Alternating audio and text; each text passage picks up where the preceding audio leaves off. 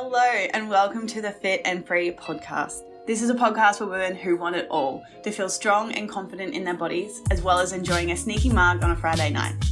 I'm an exercise physiologist and sports nutritionist, here to teach you how to achieve your body goals without food and your body controlling your life. So let's jump in.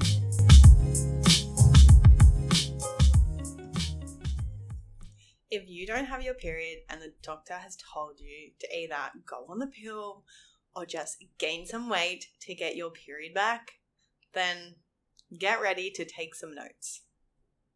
Hello you guys, and welcome back to another episode of the Fit and Free Potty. Today I've got such a good episode for you guys, and we are going to be breaking down hypothalamic amenorrhea. We're going to be talking about what the heck it is, how it's diagnosed, what its cause is, and if you don't know my personal story at all, if you're new here, hello. But I actually had hypothalamic amenorrhea for 3 years, meaning I didn't have my period. And these exact things happened to me. Went to the doctor and I got told just to go on the pill, gain some weight. However, was that helpful information? No. So buckle up, get ready, and let's jump into it. So I'm not dissing the medical system at all. I think GPs are very, very important in anyone's treatment plan in any sort of medical condition. However, if it's not the doctor's special interest in terms of like female hormones, reproductive system and all of that, then they might not understand that going on the pill is not actually a cure for hypothalamic amenorrhea. And going on the pill is literally one of the biggest mistakes that people are making to get their period back, because you're not actually addressing the root cause of the problem. And the problem is that this decrease in estrogen is what we see in hypothalamic amenorrhea can negatively impact so many internal processes, such as our cardiovascular health, our bone density, our psychological health, and of course, fertility consequences, which I'll be talking about in today's episode, because guys, this is something that you really need to know and understand. So let's start off in what the hell is functional hypothalamic amenorrhea. So what it is, it's a common form of secondary amenorrhea resulting in an estrogen deficiency in young premenopausal women. It's a disorder that results from the suppression of the hypothalamic pituitary ovarian axis due to psychological stress, excessive exercise, undereating, or a combination of all of these factors. What this then leads to is a loss of estrogen, which has profound effects on many systems throughout the entire body, including the ones I mentioned just above. People don't realize that it's a problem because you can't see the problems. You can't see what it's doing to your cardiovascular health. You can't see what it's doing to your bone density. You can't see what it's doing on the inside. So we just go about our day. We treat it as like, oh yeah, I don't have my period. That's whatever. That's okay. It's kind of convenient if I don't have my period. And this is why we need to talk about it more, because it's actually impacting your health so much more than what people think. So a lot of people that I've spoken to, and myself included, and again, I'm not bashing the medical system. I think it's very valuable and we can utilize it so much. But what happens is most women who present to their medical provider is with a diagnosis of HA are prescribed oral contraceptive therapy. The thing is, while the use of the pill and estrogen replacement will absolutely provide a withdrawal bleed, it will give you a period, it's not intended to support bringing estrogen back up into its normal state. Because the thing is that if you go to the doctor, get on the pill, and you're not fixing your undereating, you're not fixing your excessive exercise, and you're not fixing your psychological stress, then your hormones aren't going back into a healthy state. Because the thing is that this excessive exercise, this undereating and this psychological stress, it's putting your body in a low energy availability state. And what that means is that there is not enough energy left to support physiological functions needed to maintain optimal health. And the thing is that a lot of people don't realize is that you don't necessarily have to look like super, super small and skinny and have super, super low amounts of body fat to put your body in this low energy availability state. I remember going to the doctor and being like, myself included, I was like, I'm not at a really low body fat percentage. Of course, a little bit of body dysmorphia as well, like let's not lie about that. However, like I didn't look like that I needed to put on weight to get it back. The difference is that we really need to realize that you can be in a low energy availability state in any body type, at any body weight. Because it's literally you're not eating enough to cover your metabolic needs. And that can happen to anyone at any stage of their journey. So I am just going to talk about specific hormones as well, just for a little bit, just to really educate you guys on what's really going on. So the mechanism of HA is due to the suppression of gonadotropin releasing hormone in the hypothalamic pituitary ovarian axis, resulting in low follicle stimulating hormone and luteinizing hormone being released from the anterior pituitary. Due to this impaired feedback mechanism, the ovarian granulosa cells do not receive a signal to produce estradiol. Therefore, the endometrial thickening does not occur during the follicular phase, resulting in amenorrhea. Because we're lacking the signals, what happens is our uterus doesn't create the lining to then have that natural period. The diagnosis of HA is defined as amenorrhea for at least 3 consecutive months. So not having your period for 3 months in a row. With estradiol levels being below 50 pg per ml, follicular stimulating hormone levels below 10, and luteinizing hormone level below 10 as well. With the exclusion of other etiologies, including other pathologies such as thyroid dysfunction, PCOS, premature ovarian insufficiency, and there is a few more as well that I'm not going to specifically go into, and this is where you can talk to your doctor about it. So this is where it's really, really important to have a really good conversation with your doctor to get a good diagnosis of it. Getting your hormones tested is such a good place to start, just to know what your estradiol is sitting at, because that will give you a really good implication to see if it is hypothalamic amenorrhea, okay? And guys, like this is what you really, really need to know, is that HA has been linked to several health conditions, including cardiovascular disease, bone loss, and psychological issues. At a vascular level, estrogen mediates inflammation, oxidative stress, and over the long term, estrogen increases endothelial cell growth and inhibits smooth muscle cell proliferation.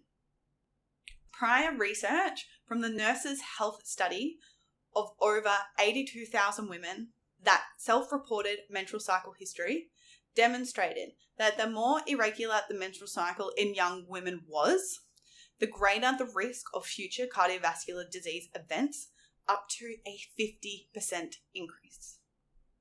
Estrogen deficiency also significantly affects our bone status. This one holds a close place in my heart because before I started coaching online, I used to work in a physio practice where I was seeing women who were coming in with osteoporosis. So if you're not sure what osteoporosis is, that is a condition where your bones are literally decreased in density. So you're at much higher risk of fracturing your bones. And really like talking through their history and what they've done over the years with their diet and exercise routines, it was so common that they had some sort of disordered eating, under-eating episodes in their life. Estrogen significantly affects bone status, and it serves as a key factor in regulating adequate bone metabolism in the skeletal system. So not having the estrogen is going to affect the bone remodeling, and the bone production is actually suppressed. So it's really important to talk about. And then the other thing that we really need to speak to, that you guys really need to know, is that while psychological stress can be the result of HA, this relationship is actually bidirectional, in that HA greatly impacts the psychological status of affected individuals. It has been reported in research studies that people with HA have significantly higher depression scores, greater anxiety, and increased difficulty coping with daily stress as compared to healthy controls.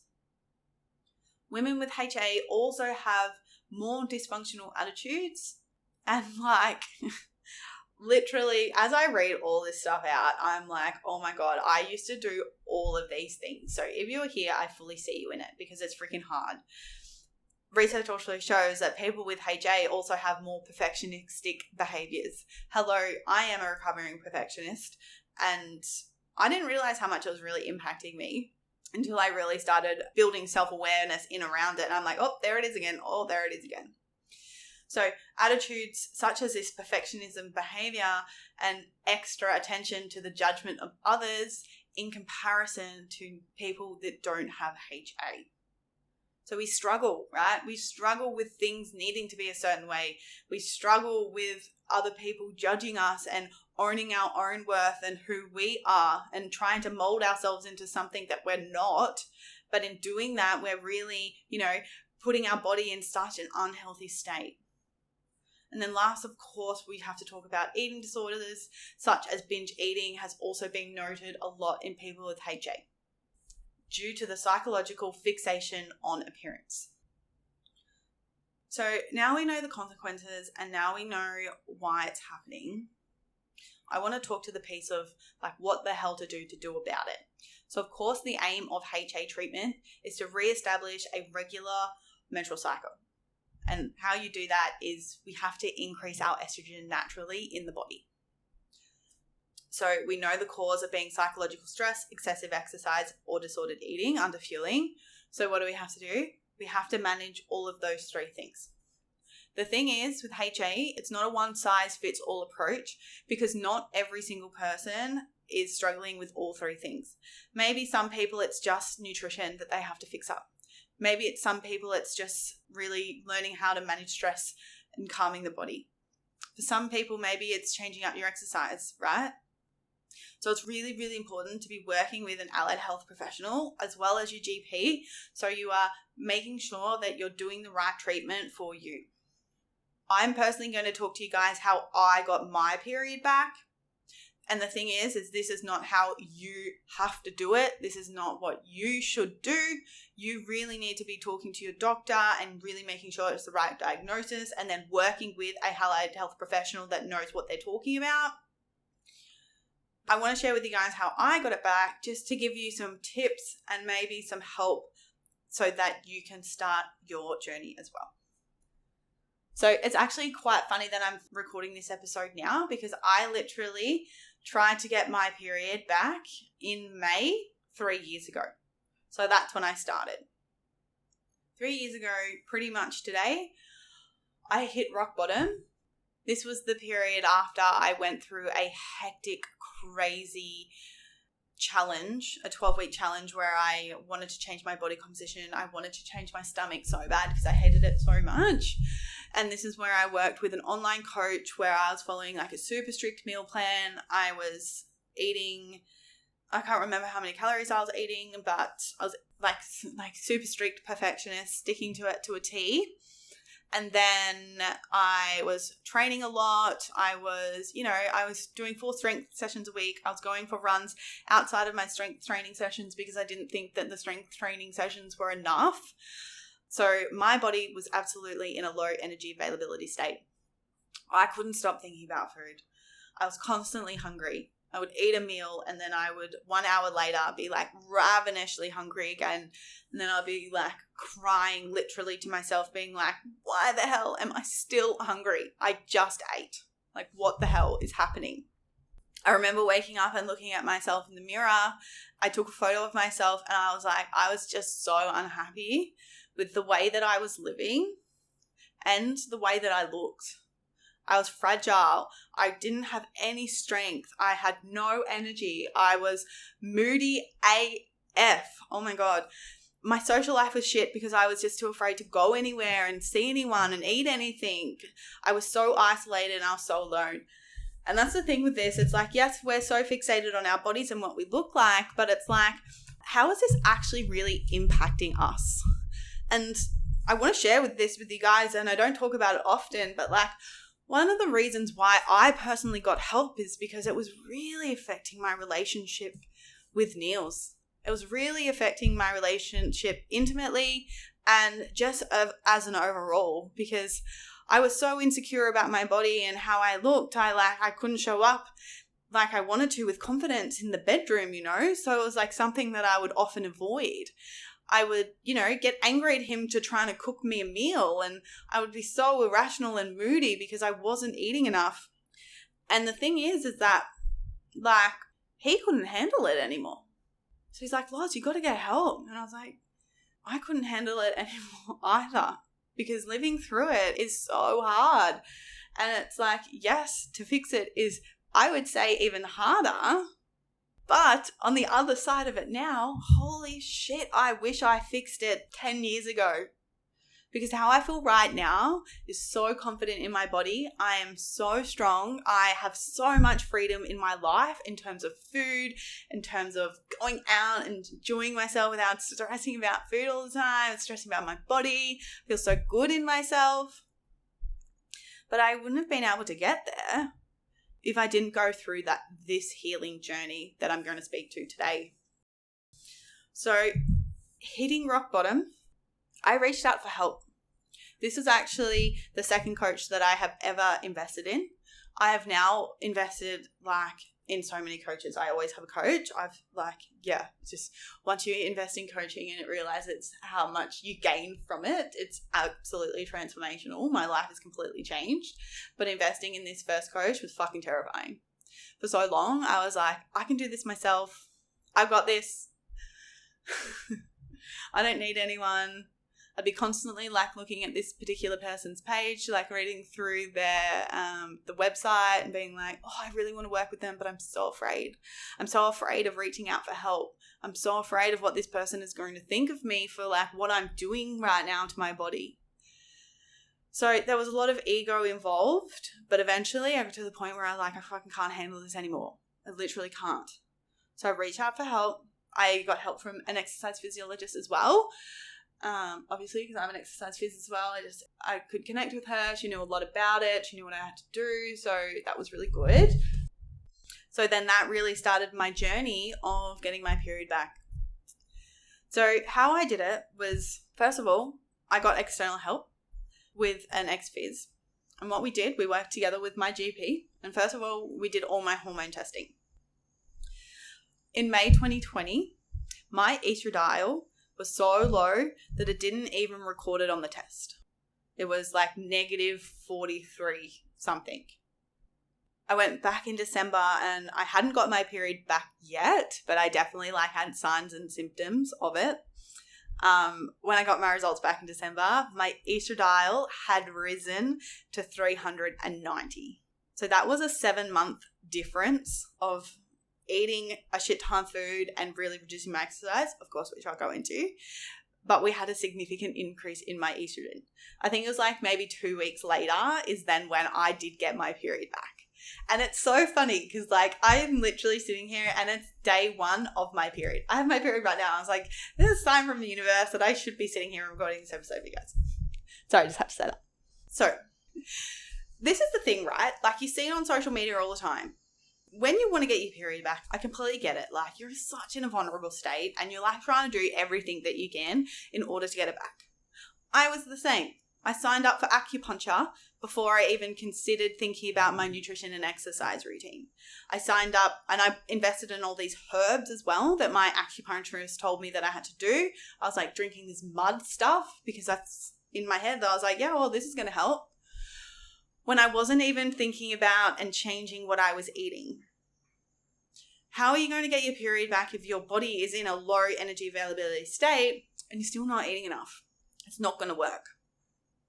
So that's the thing. is the first thing that I did was I looked at my nutrition with my coach. I learned how to fuel my body correctly with carbs, fats, and proteins, because at the time my meals would look like a whole heap of veggies, so many vegetables, and like some protein. I would always fill up on the low calorie vegetables so I could eat so much, not feel bad about it.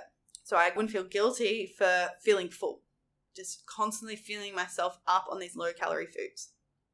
So what I had to do was swap out my meals for, okay, I need something with a carbohydrate source, rice, something with a fat source, some avo, something with a protein source, so like chicken, teriyaki chicken, and then a little bit of salad on the side.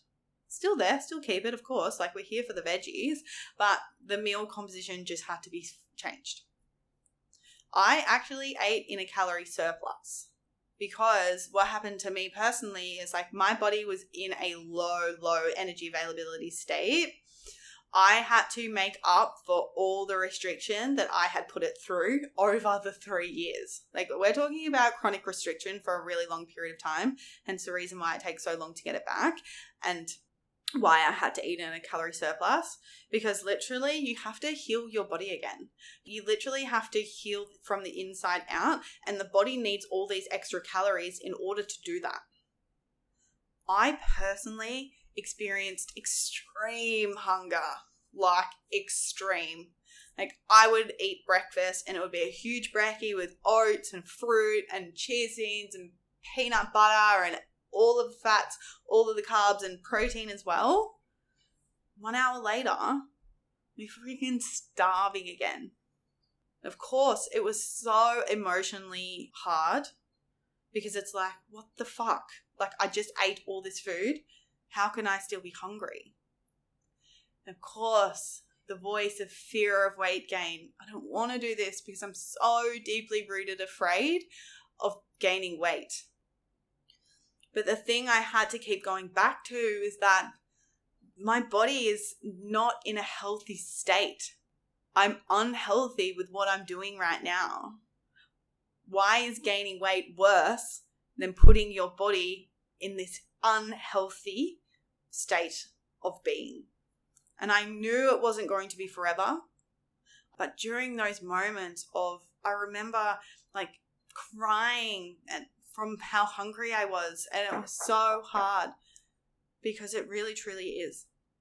Like you're telling someone for their whole life who has struggled with body image to eat more and exercise less and expect them to be emotionally okay? Like, no, that's literally telling them to, number one, to do the opposite thing that they've done their whole life. And number two, there's someone who's so terrified of weight gain that doing these things is so counterproductive. But the thing is that, like I already said, on the other side, your life is transformed. So my extreme hunger, like at the beginning, it was so bad. But then eventually, as I ate and ate and ate, because that's what you have to do, you have to acknowledge your hunger, you have to eat and eat and eat. And then eventually I started to feel full. And I was like, oh, what is this feeling that I haven't felt in like 3 years? When you chronically restrict, when you're not eating carbohydrates, when you're constantly listening to the voice in your head telling you that you can't eat unless it's a certain time, you can't eat because of what you had for breakfast, and all the other mental restriction and rules that you might have, is you lose touch with your hunger and fullness cues. And for someone who hasn't experienced something like this, they just might not understand, but literally, like, I didn't know what it felt like to be hungry, and I literally did not know what it felt like to be full. My body was so confused. So when I got this feeling of fullness, I was like, whoa, this is cool. However, not going to lie to you, it freaked me the F out. I was like, oh my God, I've eaten too much. This feeling of fullness means I've eaten too much because I never feel like this. So this is a bad thing. When in reality, just something that I hadn't felt in a very long time. So I was like, it freaked me out. It's like, this is what you're meant to feel like. This is normal. So eventually, once I was eating all the foods, I really got back in touch with my hunger and fullness cues. The other thing that I had to do here is I really worked on my relationship with food. This was the prime time to heal everything. I ate whatever I wanted when I wanted it. Yes, I still kept in the back of my mind of like, you know, balancing my plate, making sure I'm still eating vegetables. But for me, like, I wasn't eating bad foods. Like, there's no way I would eat mayo. There's no way I would add oil to my dinner. There's no way I would have, you know, like I said, already add rice to my meals. No way I would have brownies in the middle of the week. Like, those sort of foods, and like chips and lollies and everything, like, those were only for the weekend. I couldn't have that during the week. And all of these rules is I had to get rid of them. Because it's this mental restriction that was causing my binge eating. It was causing my all or nothing mentality. It was causing me to be stuck with my body composition goals because I would constantly be losing control or overeating and then going back to restriction. So this phase of the journey is really tough. It really is, of healing your food rules, getting comfortable with food again. Because what I had to do was build safety with food. I had to slowly eat all these things and be like, whoa, hang on a minute. I'm actually fine. This is actually not making me gain weight. This is okay. So it's tough. That's why it's so important to have some external help, helping you, like a coach or something like that, so that you have support. Because this is an emotional journey. Let me say that. Okay, so nutrition, eating a lot. And when I say a lot, I mean a lot. I was eating easily over 2,500 calories, like really easily. So, and that's the thing with like how much you should be eating to get your period back. It all depends on you and where you're at in your journey. And the thing is that like what you have to do is you have to be in a surplus of energy. You have to be not in a low energy availability state anymore to get your period back. Simply, you can't be in a calorie deficit. You can't be eating 1,600 calories and expect to get your period back. That's not how it's going to work. You need to be eating at least maintenance, and if not like running in like you don't have to be in a small surplus. You could be in like a 10% surplus, fine. But it's just making sure you've got an abundance of energy to making sure that you're kickstarting those metabolic processes. The next thing was exercise that I want to speak to. And for me, I had all three gone wrong, really. So let's just put it that way. My exercise routine was guilty of having rest days.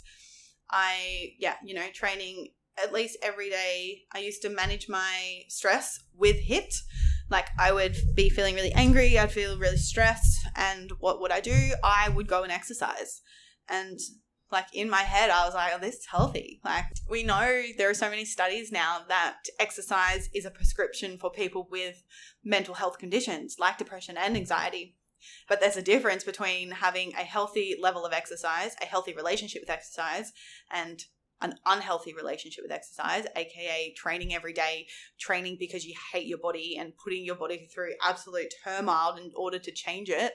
That's when we red flags, right? It's right there. So that was me. That's exactly what I was doing. I was constantly like trying to burn as many calories as possible. Like, I was looking at my Garmin watch at the time and I was like, oh my God, I've only burnt X amount of calories today. I need to do more. I need to go for a run. I need to go do a HIIT session at the group gym. Or then like I would always look at like the amount of calories burnt to the amount that I've eaten as well. That's something that I always used to do. And I would always make sure that the calories that I burn are like super high. Always making sure that calorie number is always like 3,000 calories and like eating under 2,000. So I'm like, I'm way under what I'm burning. Oh my God, that's one of the biggest mistakes that people are making. Because that's what I thought I had to do in order to change my body composition. But in reality, it was actually making it so much worse. So exercise for me was the hardest to give up because I love it. I love to exercise. I've never had a problem with showing up to the gym. I don't have a problem with my exercise, quote, quote. I actually did have a problem with my exercise because I wasn't allowing my body to recover. Like, my back was constantly getting sore. I couldn't progress in my deadlift and I couldn't really understand why. And like, I was so consistent, but my body still wasn't changing in the way that I wanted it to. So yes, I ate healthy and yes, I showed up for my exercise, but was I focusing on the right thing with those two? It's crazy. As soon as I started focusing on the right things, those two things, my body composition changed so quickly. And I was like, holy shit, I've been trying to do this for 5 years. I lost my period for what? For nothing. And here I am now, like, oh my God, it's so crazy to reflect back on. And this is why I share this stuff with you guys. Like, if you want to be leaned and toned and have a nice physique, like exercising 7 days a week and eating no calories is not the way to do that, because you're going to run into these problems. So hardest was giving up my exercise. I didn't give it up fully, not going to lie, because it was really tough. My coach straight away, she was like, you got to quit the gym. And I was like, no, I'm not doing that. Because I was still so afraid. I was like, I'm eating all this food. There is no way in hell am I giving up the gym. Absolutely not. So we worked together and worked through it. She like gave me some exercises that I could do at the gym. And what we did together was we really just reduced my intensity of my training. As we reduced the intensity over time, my mindset did change, because it's, again, building that safety within what you're doing. So initially I was like, heck no, I'm not doing that, because I was so deeply afraid of what would happen to my body. As time went on and I decreased my exercise intensity, like my body didn't change all that much. And so as time went on, over the months came on, I felt more comfortable with like pulling back the intensity more and more. At the beginning, absolutely, there was no way. But as I built safety and built comfort and felt okay, it was all right. I reduced my gym to like 3 days, and then I really started focusing on other things besides body composition. I started focusing things like my core stability, my mobility, my neck and upper back strength, just some energy leaks within my own body that I had to fix. Because like for so long, I didn't have any muscle because I was under eating and over exercising. So I was weak. I was really, really weak. And my body was, it definitely had some weak points that I had to work on. So that's kind of how I was able to shift that focus. I started focusing on goals that were not my body. 4 weeks before I got my period back, I actually gave up the gym completely. Eventually, my coach did talk me into it, and I cancelled my gym membership. God, it was tough. I remember it was so tough because, again, it's all the fears of coming back of what will happen to my body. But it's like now on reflection and in hindsight and looking back on that, it's like, well, why? Like, your body is unhealthy.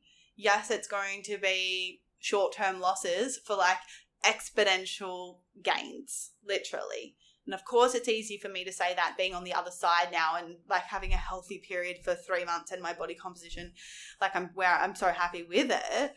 It's like, well, I wouldn't be here right now if I didn't do it.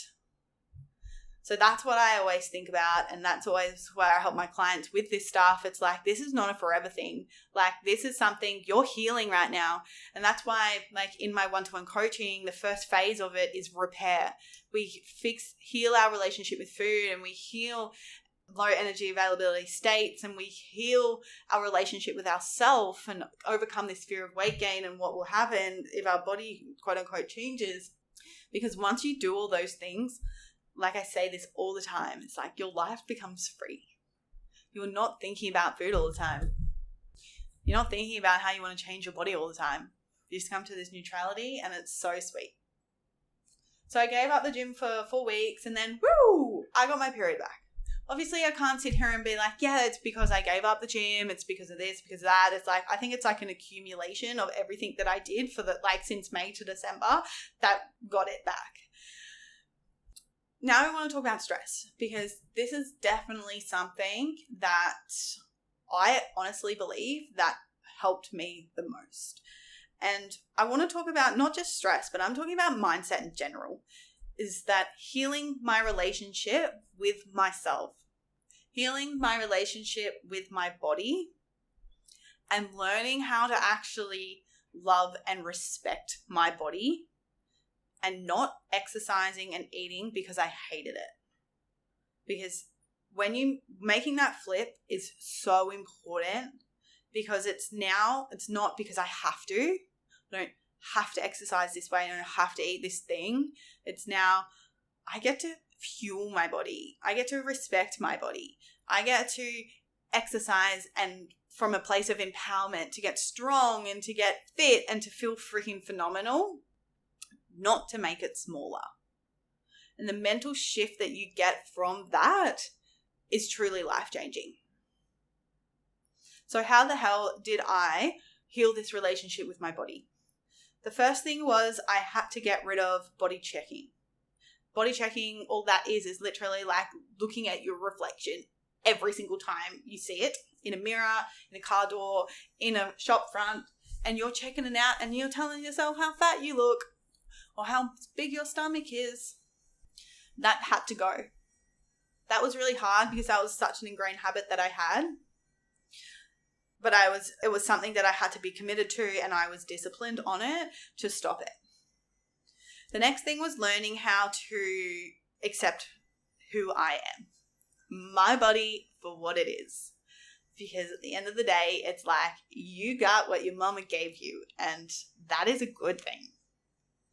We're in a world where there is so much societal, beautiful ideals that we stand there and we compare ourselves to. I don't look like her, so that means I'm wrong. My stomach doesn't look like Kim K, so that means I'm wrong. My booty doesn't look like Beyonce's, so that makes mine bad. When in reality, it doesn't make us bad. We're making it mean it to be bad based off comparison. So that was the biggest thing. I stopped comparing myself to every single person in this world, and I started comparing myself to myself. Am I better than the day that I was yesterday? As in emotionally. This is when I got into journaling, and I say this all the time, say to my clients, I really encourage them to do it. I'm not going to force anyone to do anything. If you want to change your life, you've got to take action. And journaling is something that has really transformed my life in terms of writing down what I'm grateful for every day and affirmations in and around the things that I was particularly struggling in. So for me, I was afraid of food. I was afraid of food because it was going to make me fat. So I had to change my story of food is not bad, calories is not bad. I had to change the story of food is fuel. I remember writing that down in my diary, like literally every single day. Because the thing is, it's like these things are hardwired into our brain, right? It's how did we learn it in the first place? It's through repetition, repetition, repetition. So how do we have to change it? Same thing, repetition, repetition, repetition. So journaling in terms of affirmations, being grateful, and then of course being grateful for what my body does for me. Really being grateful for the way my body, shows up in the gym, the way my body like carries me through life, like being able to go for a surf or going to the gym or going for a walk, like just being grateful for what my body does for me. The next thing that I had to do is learn how to manage my emotions. Definitely, I had no idea how to regulate my emotions. I would just get angry and I would either go to food, so definitely had a lot of emotional eating going on, or I would go and do exercise. Because what was I doing? I was avoiding the emotion that I was feeling, and then I was getting that rush of dopamine from those things, of the food, the sugar, or the release from exercise, from the endorphins. I was avoiding how I was feeling, and I was, getting that instant gratification from those activities instead of being able to just sit and feel and move on. So I learned how to deal with the emotions. I learned the difference between emotional eating and actual physical hunger. I learned the difference between when I had to sit and rest, and I learned the difference between when I actually had to go and work out. Self-care is such a big thing here in terms of stress management. And self-care is not just, doing face masks and doing a bath. Like, that's fantastic. But it's also really important to learn how to manage your emotions. Like, that is self-care. Being able to stick up for yourself, being able to set healthy boundaries, be able to say your truth without having to people please. right? Like that is also self-care, because the emotional turmoil that does to you, especially as a perfectionist, is fucking hard. So slowing down and increasing my self-care activities, and these activities had to be nothing to do with exercise or nutrition. It's funny that I say that because it sounds a little bit contradictory, but one of the biggest things that I got into personally was that's when I started taking photos of food. That's when green wellbeing really started, because I love to cook. I love cooking, and I love food. But for me, cooking is like therapeutic. It's where I get to be creative, and I get to have all these colors from all these different foods, and I get to have all these flavors and textures, and I just absolutely love it. So this is like how my Instagram account all started back in the days when I was really sharing these wholesome recipes that were always so balanced and all well fueled. So that's where like I started doing this hobby, and I absolutely loved it. I also started reading as well. That was really good. One of the biggest things is I started hanging out with my friends more. Oh my God.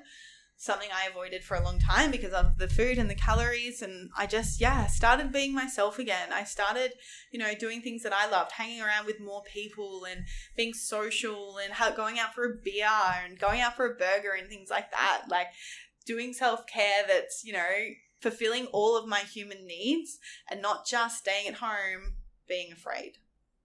Like the biggest barrier for me, honestly, with all of this, with getting my period back, was absolutely the fear of weight gain. What would happen to me if I gained weight?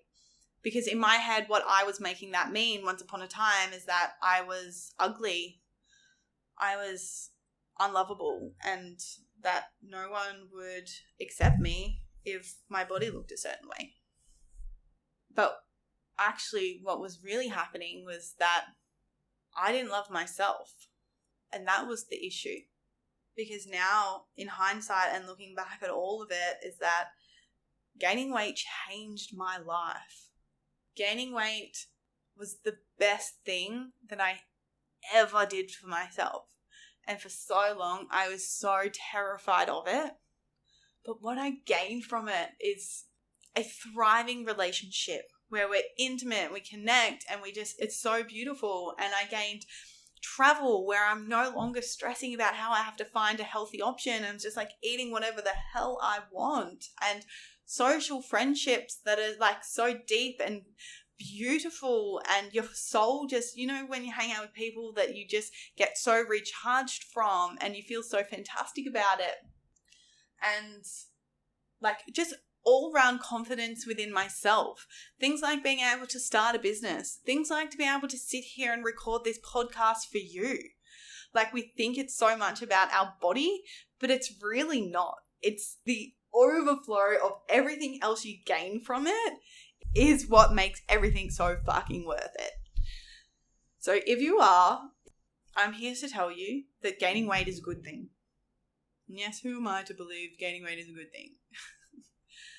However, how it has changed my life is I wish that everyone could feel this way.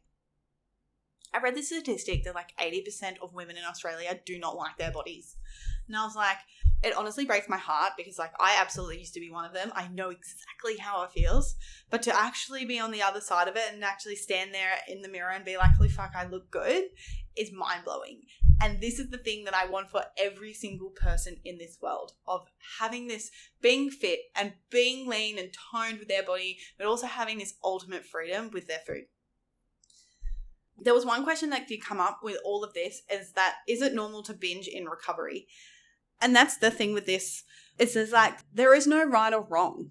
We create right or wrongs with everything that we've learned and everything that we've been told during this life. Right? So like absolutely, like there is a right way of doing it in terms of you need to be in a energy surplus, and it depends, right? Like why you're binge eating.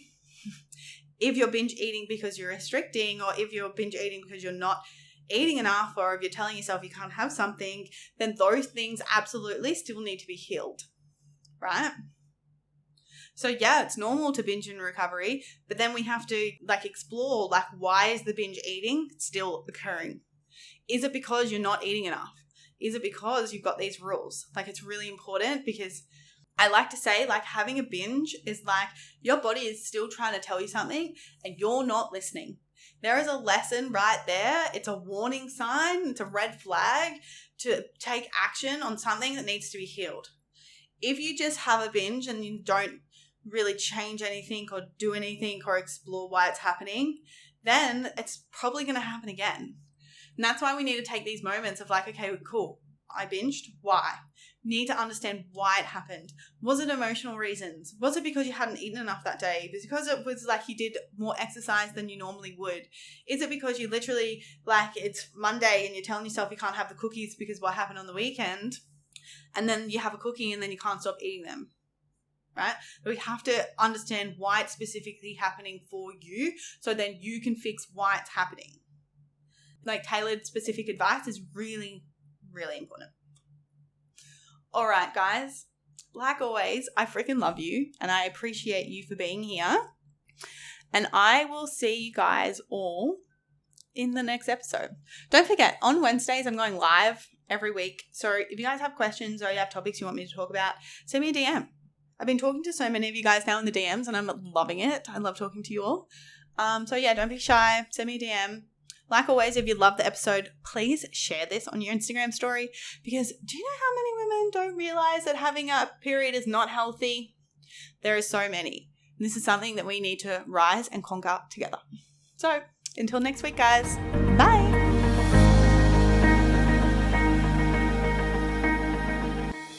The number one challenge that all my clients face before we start working together is a lack of clarity on how much and what to eat to lose weight. Often they are making two huge mistakes: constantly trying to skip meals or eat under 1,600 calories. Secondly, only allowing themselves bad foods like chocolate on the weekend, but end up binging, all to tell themselves they're going to start again on Monday. If you feel like you have tried every diet under the sun and still can't figure out what to eat to achieve your weight loss goals, take my free 2-minute quiz. You can find the link in the show notes down below. And it will help you figure out exactly what you're doing wrong with your nutrition and exercise and exactly what to do to fix it so that you can finally be confident in your body and achieve your weight loss goals.